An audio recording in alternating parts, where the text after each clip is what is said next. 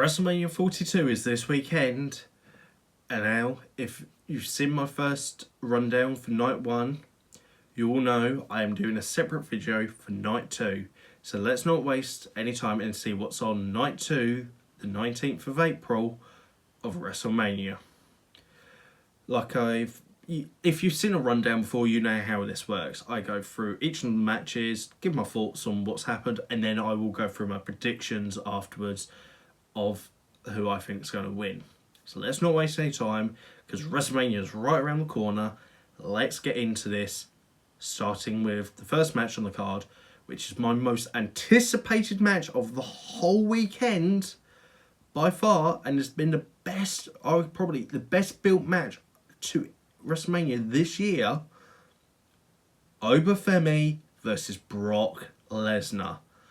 I've made sure every week that they've had a segment together, I have watched it. This has been awesome. I've loved Oba's work since NXT, watching him, and one of my favourite parts of the Royal Rumble this year was these two coming to face to face, and you can tell Brock is having the time of his life in this build, and because here's the thing, putting personal opinions aside for Brock as a person, I don't want to get into that. That's not my sort of thing. I just want to talk about the on-screen content. You know when Brock is interested and invested in a match, because if not, he doesn't give a shit. Pardon my language, but he doesn't. But when he does care, you can tell. Look at the matches that he had with AJ and Danielson at Survivor Series. They are some of the best matches of his career. And yeah, I think this is going to be another classic. I think they should take a page out of Brock versus Goldberg 2 at WrestleMania. It should be a short, quick match, and that's it. But what can I say about this match that needs saying? It's two big dudes going head to head. You just want to watch the chaos. And I've been ready from the first segment when Oba accepted Brock's open challenge. I'm ready for this match. Next up, we've got a 6-pack ladder match for the Intercontinental Championship, bringing back those staples of the ladder match at WrestleMania for the IC belt. I wouldn't be surprised if this opened the show to really hype everyone up.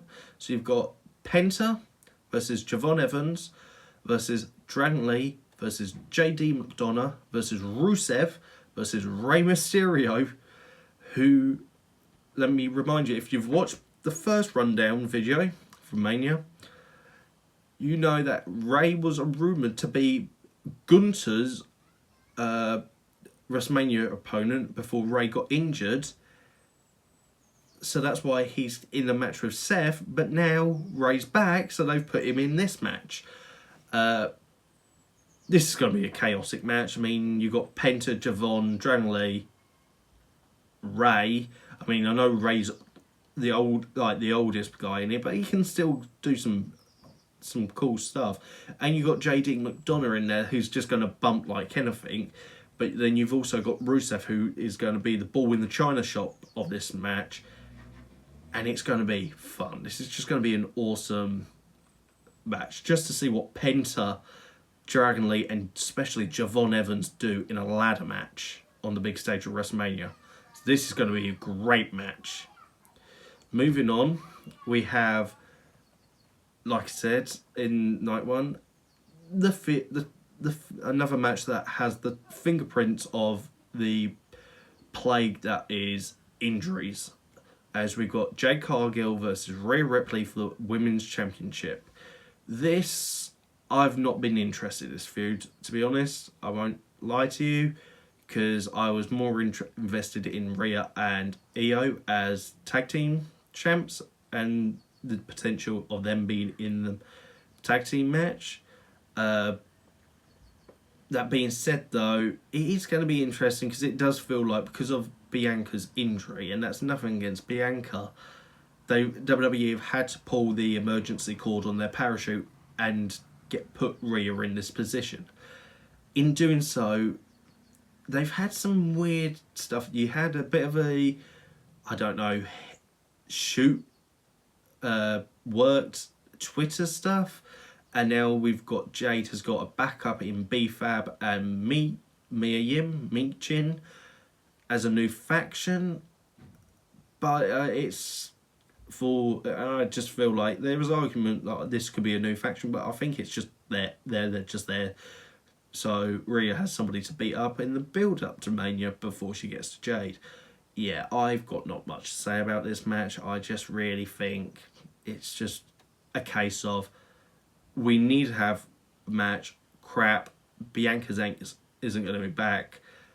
Insert Rhea into this picture. It is genuinely. If Bianca was here, I'd think it might be more interesting because of the relationship between Bianca and Jade, but I'm pretty sure all the stops we've had, you could take Rhea out and put Bianca into that, because that is how it's been for me. Anyway, next match is a United States Championship match of Sami Zayn versus Trick Williams. Boy, does this feel like Ilya and especially Carmelo Hayes have been left out of WrestleMania. Why isn't this a fatal four-way with them two in it? There is the rumour we might be seeing a Bret Austin double turn here. And I will just say this straight here on camera. Please, WWE, do not do the double turn. I do not want Sami Zayn turning heel at all. He's a beloved babyface. He's more over as a babyface. He's better as a babyface. And yes, I know you've been teasing it for a couple of weeks and months now, but please do not turn Sami heel. He needs to win the world title as a underdog babyface and needs to be faithful. He's gone through everything in the Bloodline saga to winning the tag champs with Kevin, to then being betrayed by Kevin and everything. He can do this. Just don't turn him heel. That being said, though, Trick is awesome. Trick is great. The main roster crowd have accepted him with open arms. He might arguably be one of the better NXT call-ups in a long time. Yeah, this will be a fun match, I believe, and yeah, I'm just more concerned with the potential of doing a double turn. For me, that is what the main worry about this match is. But that being said, it's going to be a good match. Next, we got a match that really should have happened last year at WrestleMania, and to be honest, I've been ready for let's check, 3 years now. It is Finn Balor versus Dominic Mysterio, and in brackets here it does say the Demon, so we might be seeing the return of the Demon, but WWE did muck up so much for the Demon, so they have a lot of work to try and fix the Demon if they're bringing him back. This match should have happened last year. I'm beyond fed up of the Judgment Day drama. Judgment Day is an interesting topic and might be one worth making a video of in the future. It's not a bad idea to do one on the ups and downs of Judgment Day, but for me, Judgment Day had its peak like 2 years ago. Really should have been over last year at WrestleMania. Hopefully, with Finn's matches with Punk at Chamber and on Raw, we're going to see a resurgence of Finn as a babyface, potentially in the mid-card, or hopefully, maybe in the upper main event. I would definitely like it. But this here, I think, it'll be a good match. It's Finn Balor versus Dominic Mysterio. It's going to be a good match. It's just hard to get invested in this match when I'm been ready for this for like 2 years. And in fact, like I said, it should have happened. I don't know if any of you have played my GM mode though. on 2K. If you have, you'll know where I'm going with this, but you may not know. You can make feuds, obviously, and in the game on my gym mode, and if after a while you've got your meter, it goes from cool to medium to high rivalry. Now, if you keep on doing the same rivalry over and over and over and over and over again, the crowd will get bored of it, and you'll get a prompt from Triple H going, "This feud is stale, yada yada. You need to stop doing this." The crowd's getting fed up. Take a bit of your own gaming advice, Trips. We are fed up with this feud. We're fed up with Judgment Day drama. Just disband the faction and introduce a new one. Anyway, sorry about the rant. Yeah, this should be a really good match. And that brings us to the main event of Night 2 and the main event of the entire WrestleMania weekend. CM Punk versus Roman Reigns for the World Heavyweight Championship. If, like I said, I personally think the best built match to WrestleMania is Brock Ober. I've loved that. The second best built is this, because it's just been promo after promo, and it has gotten physical, but each side has had valid arguments, and it's going to be great to see them come to blows here. There's not much I can say about this match besides they have got you hyped for this. Maybe they could have cooled down a couple of promos, but those promos were so good, it gets you excited for the match no matter what. So yeah, this is going to be a great way to close out WrestleMania. Predictions time. As you know, go through all the matches again, give him my predictions one by one. Starting with Brock versus Ober. Now this is a bit of a tricky one to pick, because Brock is supposedly going to be retiring at SummerSlam in Minneapolis this year, and the fact that Gunther is rumoured to retire him. So do you have him win here, heading into his potential final match, but in doing so you just bury a brand new talent that is going to be around longer than Brock is? Or do you have what they should have done years ago with Braun Strowman, is christen the next big monster heel, or I say heel, the big next monster in WWE, Ober Femi. I personally want Ober to win. I'm going Ober. I think he should destroy Brock in, like I said, this can't go longer than 10 minutes, this match. It has to just be chaos around the ringside, destroy the ringside, and that, perfect. And I think Ober should stand tall with his foot on Brock's chest, pinning him. And then he's a main star. Then he can go on later in the year, win the world title, whichever one it is, and be a dominant champ, like he was in NXT. So yeah, Ober Femi to win. Then we get the Intercontinental Championship ladder match. Yeah, this isn't a difficult one for me. It's down to two people. I mean, personally, I would like Rusev to win. That's not my prediction. I would personally like him to get a win, and more because I've always been a Rusev guy. I've always liked him, but he's just, since he's come back, he's just been kind of there in the mix. I mean, his feud with Sheamus late last year was fun, but I mean, that's all he's really done. I mean, Penta has just not long won the IC belt from Dom, so there is an argument he could win, but I really think this is the time, a bit like the Brock Ober situation. Put the spotlight on the younger up and coming talent. Give it to Javon. He can take it and make himself a star, like how many young guys with the IC belt in the past have. I think it's his time to take it and run with it. So yeah, my prediction is Javon Evans to win the IC belt in the ladder match. That brings us to Jade versus Rhea for the Women's Championship. Now, there's the obvious answer, which is Rhea Ripley, who I am going for.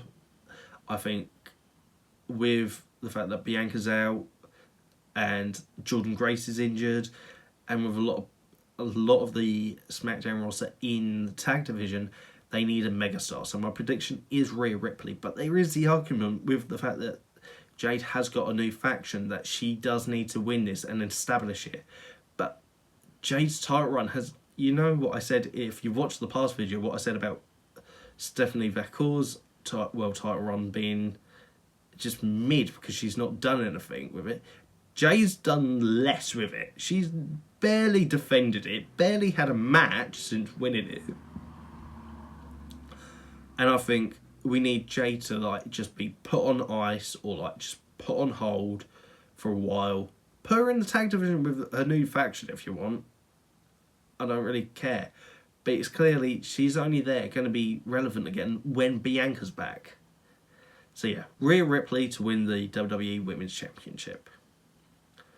Then we come to the United States Championship match, again, of Sami Zayn versus Trick. Even though Sami not long just won it from Carmelo, and really Carmelo and Ilya should be in this match, it's going to be Trick. If it was a fatal four-way, I'd say the same thing. Trick's winning it. I feel like this is just a stepping stone for him to then get into the main event. Bit like how back in the 80s and the early 90s, how the IC belt was the stepping stone for them going into the main event. I think for Trick, this is going to be United States champion for a reign with it for a couple of months, maybe a second one if he drops it and then regains it. And then come next year, or later in the year, he'll be in the world title picture. So yeah, Trick to win here.